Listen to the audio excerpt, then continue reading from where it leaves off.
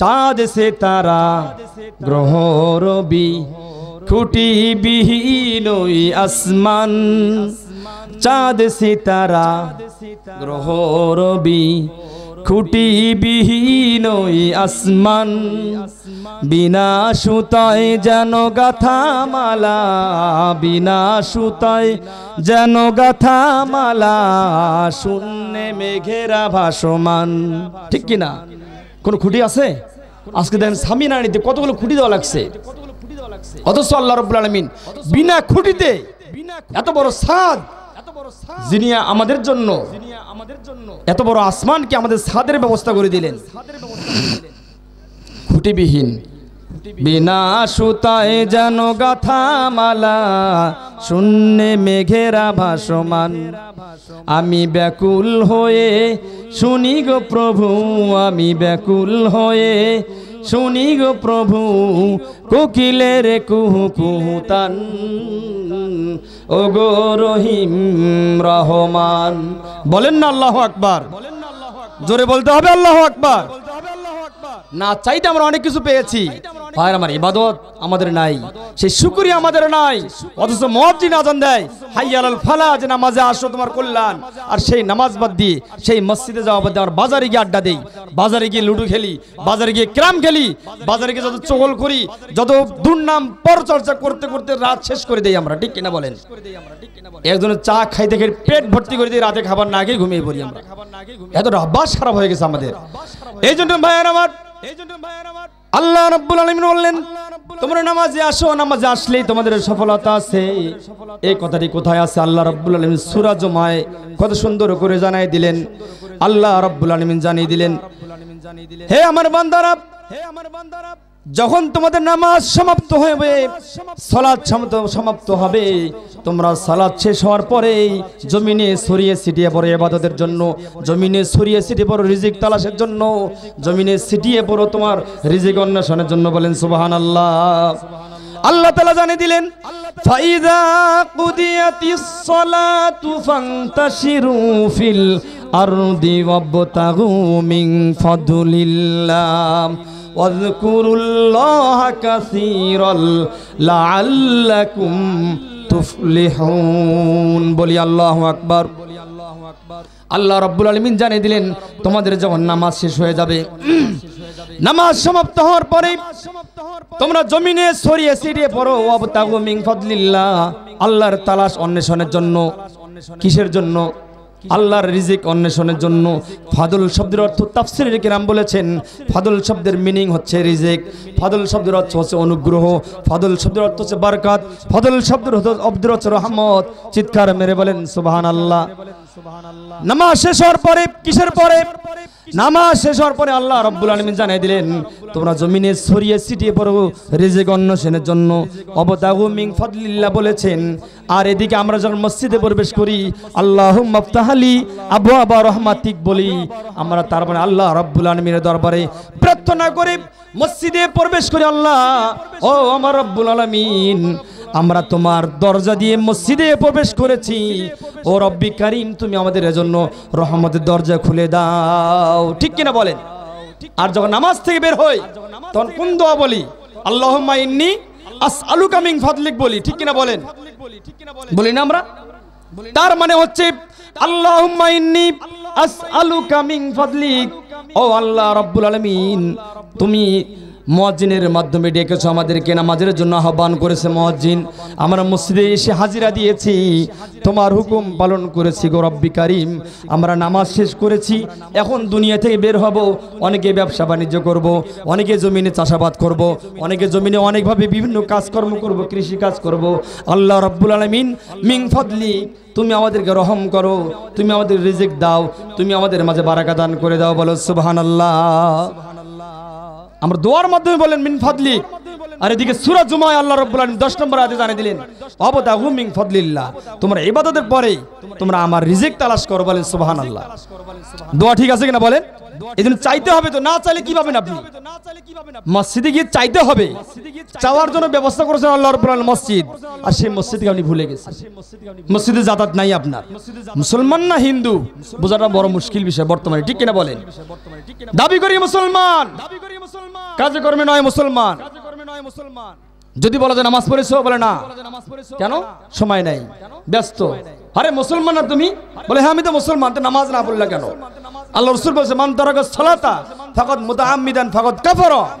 যে ব্যক্তি নামাজ আদায় করলো না তার আর কাফের মধ্যে কোনো পার্থক্য নাই। কি নাই? কি নাই বলেন? মুসলমান না সে কাফের বা মুশরিক বা হিন্দু, তার মাঝে কোনোই পার্থক্য নেই। কারণ একটা হিন্দু উযু ছাড়া নাপাকি অবস্থা চলাফেরা করবে, হঠাৎ করে মসজিদে প্রবেশ করতে পারবে না। তা আপনি মুসলমান হয়ে যদি বলেন নামাজের অবস্থা বলেন, কাসুর বলছে না আমার সমস্যা আছে, একটু অপবিত্র আছে আমি, বা লুঙ্গি খারাপ আছে, এত কাহিনী শোনার তো শুনতে হয় আমাদের মাঝে। আপনি না মুসলমান? মুসলমানরা সবসময় পবিত্র থাকবে। আল্লাহ রাব্বুল আলামিন সূরা তাওবায় বলেছেন ইন্নামাল মুশরিকুনা নাজাসুন। মুশরিকরা সর্বাবস্থায় কি থাকে? অপবিত্র থাকে, নাপাক থাকে। তা আপনি মুসলমান, আজান হলো মসজিদে ঢুকতে হবে, কিসের নাপাক আপনার? তো যদি মসজিদে যেতে ভয় লাগে, তাহলে যেখানে সফলতা সেখানে যদি ভয় লাগে যেতে, তাহলে কোথায় যেতে আপনার সাহস লাগবে? ঠিক কিনা বলেন? যেখানে এই সফলতা আমাদের, সেখানে যদি ভয় করি আমরা, তাহলে কেমন হয়ে যাবে?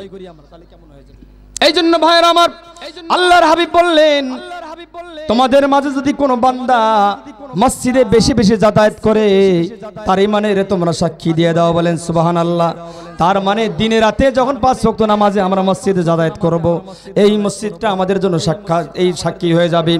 আল্লাহর ফেরেশতারা সাক্ষী হয়ে যাবে, বক্ষীকুল আমাদের জন্য, প্রত্যেকটা মাখলুকাত সেই মুমিন বান্দাদের জন্য সাক্ষী হয়ে যায়। বলেন সুবহানাল্লাহ।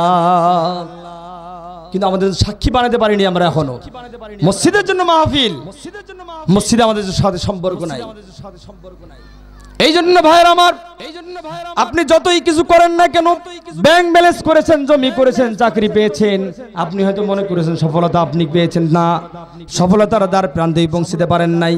বরং আল্লাহ রাব্বুল আলামিন পবিত্র কোরআনুল কারীমে সূরা আলে ইমরানে জানাই দিলেন সেই ব্যক্তি তখন সফল হবে যখন জাহান্নাম থেকে, জাহান্নামের আগুন থেকে মুক্তি পেয়ে একটা বান্দা জান্নাতের অধিকারী হয়ে যাবে, তখন সফল। ঠিক কিনা বলেন? আল্লাহ রাব্বুল আলামিন জানিয়ে দিলেন ফামান যুহজিহা আনিন নারি ওয়া উদখিলাল জান্নাতা ফাকাদ ফাজ। চিৎকার মেরে বলেন আল্লাহু আকবার। খারাপ লাগতেছে নাকি?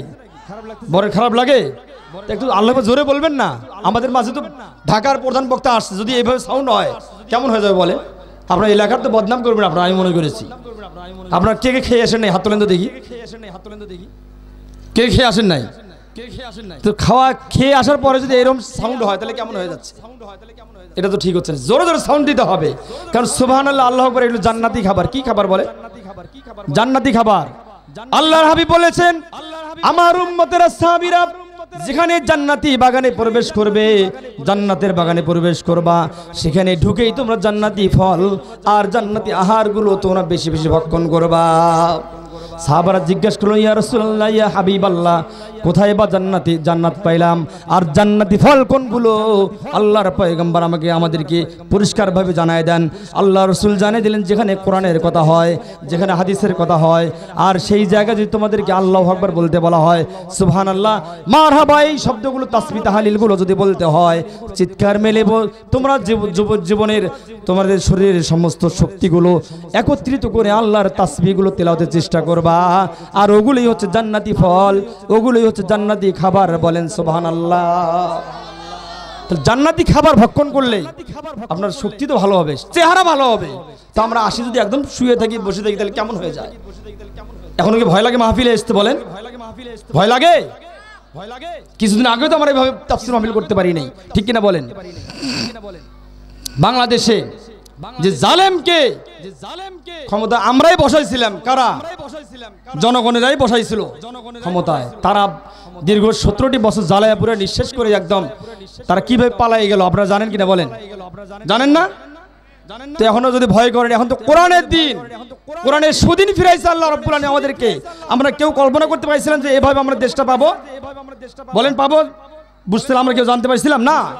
আল্লাহ রাব্বুল আলামিন, আমরা দেখেন আল্লাহ রাব্বুল আলামিন করলে কি না হয়। আল্লাহ রাব্বুল আলামিন যদি চায় তাই করেন। আর সারা দুনিয়াবাসী,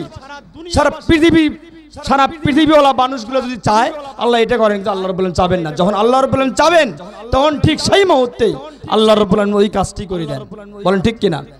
আল্লাহ রাব্বুল আলামিন সূরা বুরুজের শেষের দিকে জানাই দিলেন ফাআলুল লিমা ইউরিদ হাল আতাকা হাদিসুল জুনুদি ফিরআউনা ওয়া সামুদ।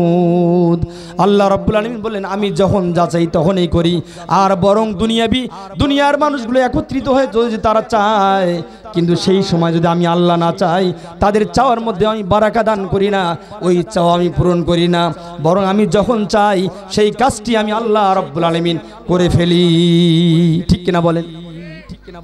আমরা 17টি বছর যত আলেম ওলামা আছে বাংলাদেশের কেউ বাদ নেই যে চায় নাই। কি চায় নাই জানেন না আপনারা?